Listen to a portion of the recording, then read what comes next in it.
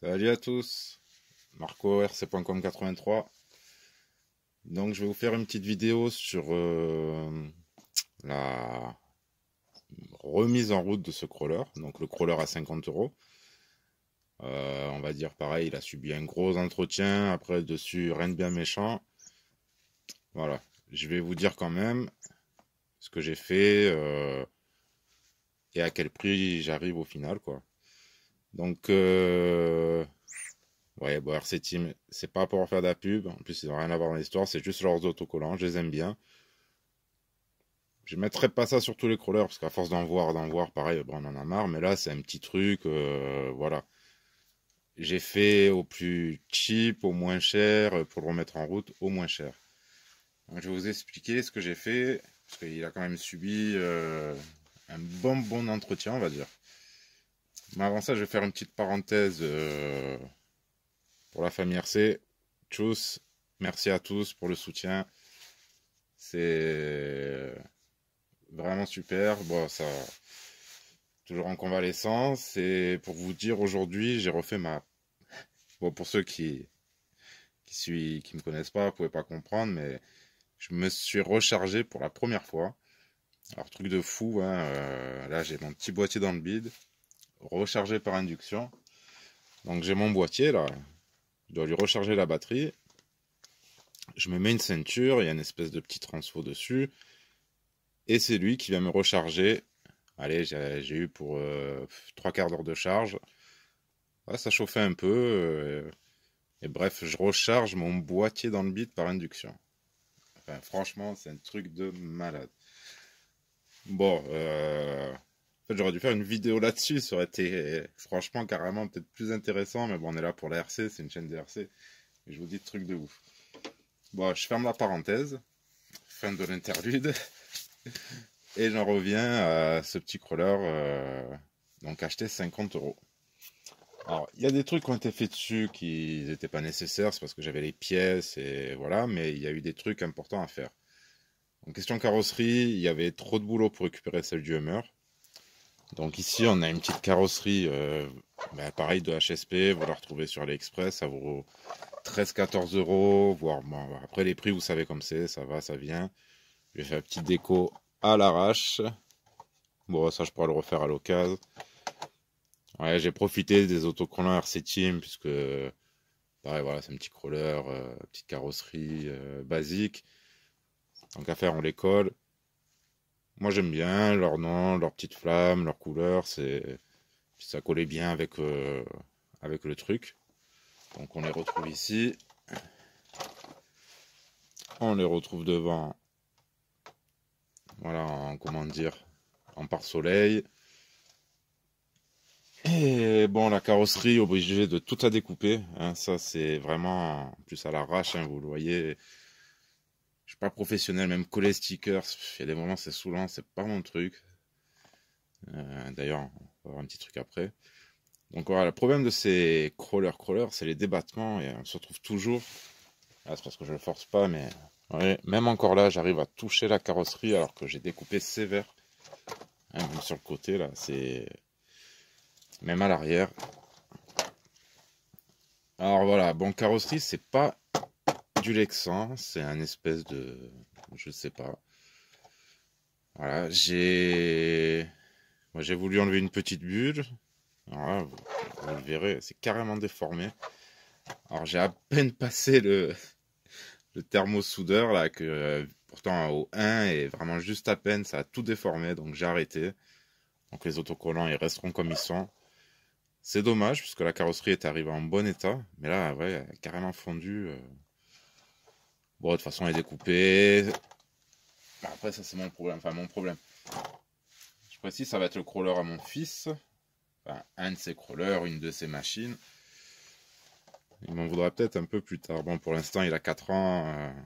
Voilà, il regarde des vidéos, mes vidéos, mais il comprend pas tout. Voilà, j'ai déconné.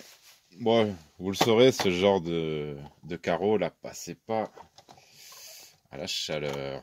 Ouais, bon, après, obligé de la découper. Après, pour le prix, je vous dis, bon, on n'a pas trop de scrupules. Voilà. Après, j'avais pensé à carrément pas mettre de carreaux ou faire autre chose, mais bon, tant qu'à faire, ça tiendra ce que ça tiendra. Excusez-moi. Et vous voyez déjà là, sans avoir rien fait, on a des petites pliures, ça blanchit. Ça va pas être de la top qualité, mais ça suffira pour l'instant. Après, c'est assez joli, hein. Franchement, allez voir. Vous voyez, ils vous sont livrés avec les autocollants. Bon, le pare-brise, les fenêtres, tout ça, les charnières. Elles sont assez jolies. Après, il faut les percer sur les côtés. Bon, vous voyez, percer aussi à l'arrache. Je vous montre la découpe de près. Franchement, bon, il y a de quoi pleurer, mais bon, ça rend pas mal au final, hein. On fait comme on peut. Après, je vous dis, je suis pas un pro, un spécialiste. Je cherche pas à faire les plus beaux trucs. Et là, c'est vraiment le projet, enfin, un projet le moins coûteux possible. Bon, malgré tout, j'ai quand même changé le Vario. Bon, ça parce que j'en avais un dispo, d'un Axial, un 40 ampères, qui fait du 6 volts et 3 ampères en bec. Alors que celui-ci, qui est pas mal du tout, je me suis quand même renseigné puisque j'arrivais pas à savoir s'il avait une coupure lipo. En fait, ben, il est automatique. C'est un assez bon petit Vario, mais il a un 5 volts 1 ampère. Alors avec deux cerveaux 20 kg et ben voilà, je trouve ça un peu léger, ça ira plutôt sur un petit crawler. Voilà, ou vraiment un dépannage sur un crawler qui a un seul cerveau de direction. Voilà, parce que là, ça commence à vouloir demander du jus et celui-là est un peu limite. D'ailleurs, j'ai vu, la direction est devenue carrément meilleure. Donc, c'était pas indispensable, hein, comme je dis, hein, mais c'est quand même mieux, donc je l'avais. Bon, je vais pas compter ça dans le prix du truc, hein. La carreau, oui, je la compte. Même si j'aurais pu la sauver, mais il y aurait eu trop d'heures de travail et peut-être que... De toute façon, c'était pas adapté. Bref, les amortisseurs, pareil, je crois 12 € sur AliExpress, des 120 mm à double ressort. Alors, ce qui est pas mal, c'est que en fait, c'est livré avec deux jeux de ressort. Et le deuxième jeu, il était plus souple que l'autre. Donc, ouais, généralement, on a des ressorts assez durs sur certains amortisseurs. Ceux-là, non. Je les ai remplis d'huile, que d'ailleurs, je me suis servi de l'huile des anciens en plastique. Ils étaient encore remplis, ils n'avaient pas fui, rien. Je me suis servi d'huile pour remettre dedans. Il y a des assez gros trous dans le piston, donc voilà, vous pouvez même mettre de l'huile plus épaisse, même de la 800, de la 1000, ça passera bien, quoi. Et après, c'est hyper souple. Voilà. Donc les amortos, bon, à part leur problème de ressort, j'avais mis des ressorts plus courts, j'avais essayé, ça pouvait fonctionner. Mais bon, voilà, pareil. J'ai voulu les changer. Allez, on va dire 12 € en plus. Allez, on en est à 25 € de frais. Je vous dis, le variateur, je compte pas, il aurait pu être gardé. En fait, là-dessus, c'est tous les frais que j'avais à faire, parce que je vais garder la radio, donc voilà, il n'y avait pas de souci. Tout le reste en très bon état. On peut voir en dessous, les ponts, ils étaient nickel. Je pense peut-être ils roulaient avec des skids, je ne sais pas, je connais pas l'historique de la machine. En tout cas, ça c'est propre. Le moteur, j'ai gardé aussi celui qui était dessus. Alors par contre, là, pareil, il a subi les gros entretiens. Et comme le Traxxas, comme le TRX4, si vous regardez la vidéo d'avant.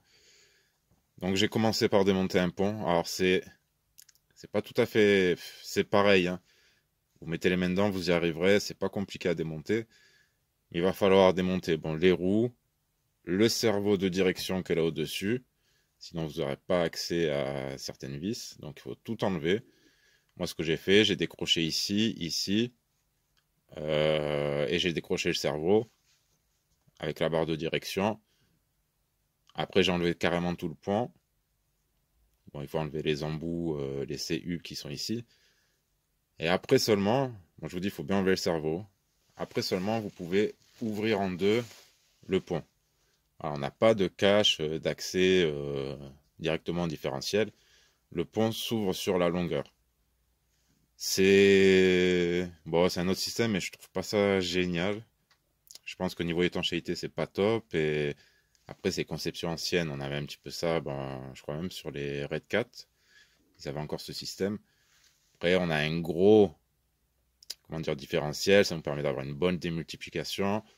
C'est hyper solide, malgré qu'ici, vous voyez, petits ergots. Alors, je sais pas, je vais peut-être essayer de les virer ou de trouver un skid, parce que ça doit accrocher. Bon, là, c'est à l'arrière, mais ça doit accrocher, c'est pas génial. Donc, je vous dis, j'ai ouvert ce pont, après l'autre pont, et ensuite la boîte qui est vraiment très facile, hein, il y a 3 pilions dedans, pas un problème. Mais tout était sec et archi sec. Il n'y avait pas une goutte de graisse dans les ponts, rien du tout. Alors c'était, comme je vous dis, d'aspect, bon, ça se voit qu'il a roulé. Hein. Il y a des marques sur les liens, il y a des marques sur les ordres de transmission. Voilà.